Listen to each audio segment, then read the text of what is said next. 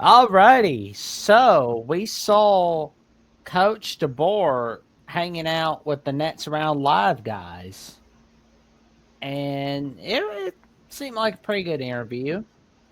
But he also identified the moments that Alabama needs to be better in.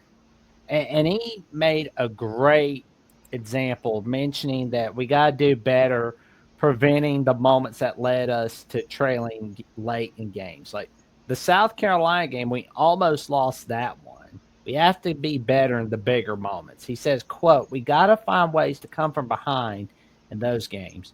Where we were maybe down in the fourth quarter, we found ways to get over the hump when games got a little close. We found ways to win when we had the lead, but we got to be better in the critical moments. So that's something, and it's not just go execute that play. It's what led to that moment and or moments. We just got to be better and really do the things at the beginning of the game that keep you from being in the spot where you're playing from behind in the end, unquote. Yeah, yeah, and that was the thing we talked about this past season is that usually, typically, a team will take the personality of their leader, meaning the head coach, and there were several times at Alabama we were like, and there wasn't this connection, and that's first season, first year. I mean, they've only been around a few months and that kind of stuff, and Alabama would be in the tight situation, and their response was not what I guess we've been spoiled to see and experience. And so, yeah, so I think, the second year, this will be the second year. I mean, he had a great first season. I mean, obviously, there were little, just little trips in the road and that kind of stuff that we all were just scratching our head about. But now I think they understand the coach, they understand the system. Now it's his time to take over the team. He's sending a message.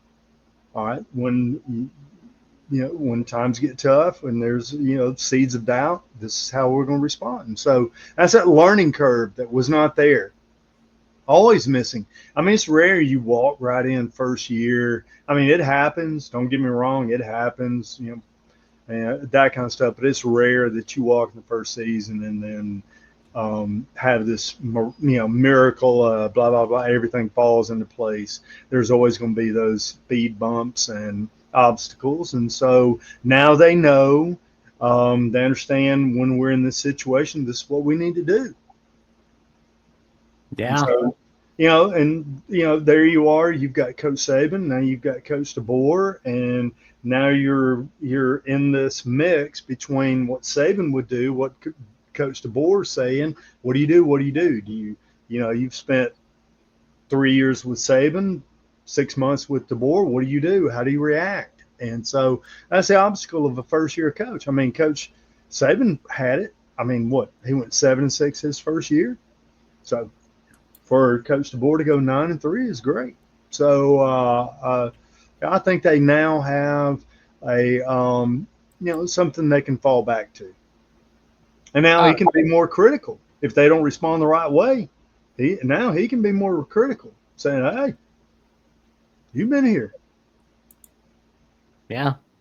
Yeah, because I mean, we cannot be having moments of what we had against South Carolina again because we're going to be going down to Columbia the week after Tennessee comes to T Town. Mm-hmm. That's no. And we got to look good against Tennessee as well. We have to look good against every one of our opponents.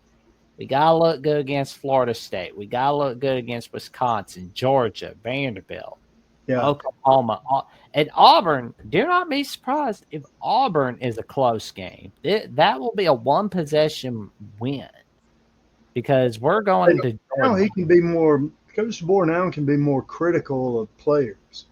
You walk in, you're trying to keep, you're trying to maintain levity, keep everything balanced. And so now you have to overlook, a couple of things that, when you were at Washington, you would not have overlooked and stuff like that. So now he's been there, and now he's laid the framework, and so now he can be a little more critical and expect a little bit more, and that's going to be a benefit for the program.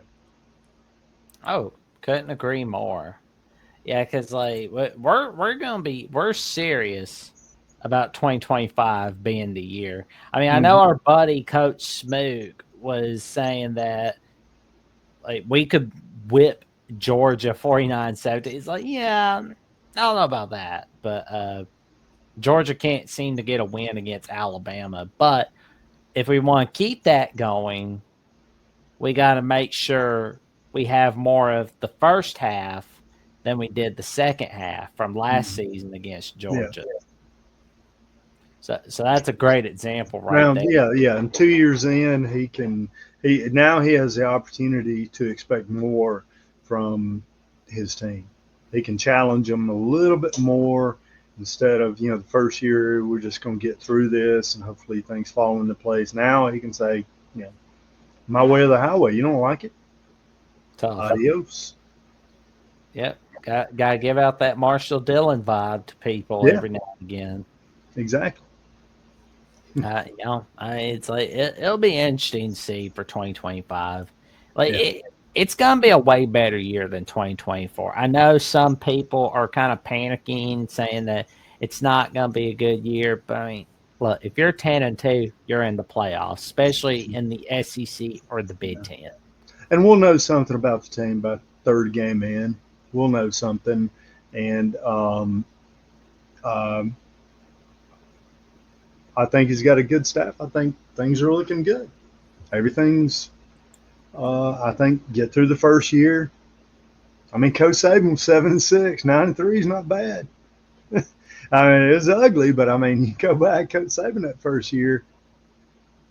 But the thing was, all right. So here's the little caveat to that little scenario. Coach Saban came in, and it was a lot tougher environment.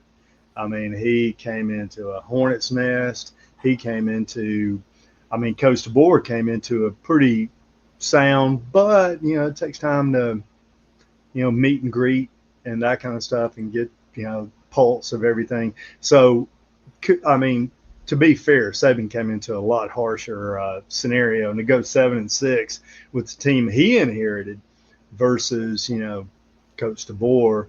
I mean, but the bottom line is the second year. Now everybody knows. Everybody knew what to. If you were a recruit, you knew what Coach Saban was about. Now, if you're a recruit and if you're a player on the team right now, you know what Coach DeBoer is about. And so, here we go. Yeah, and that's what it takes. Yep. Just gotta have a really good year. We're good. Mm-hmm. And that things will be a lot better. I mean, it's like, again, like some people are nervous, but you really shouldn't be, because you're gonna have Ryan Grubb and Kalen DeBoer together again as head coach and offensive coordinator. Yeah, and we got a lot of good players. Great. Should be a lot of continuity because Alabama didn't lose, a lot through the portal and that kind of stuff. So, should be a lot more stable. Oh, yeah. The bottom line is going to come through the quarterback.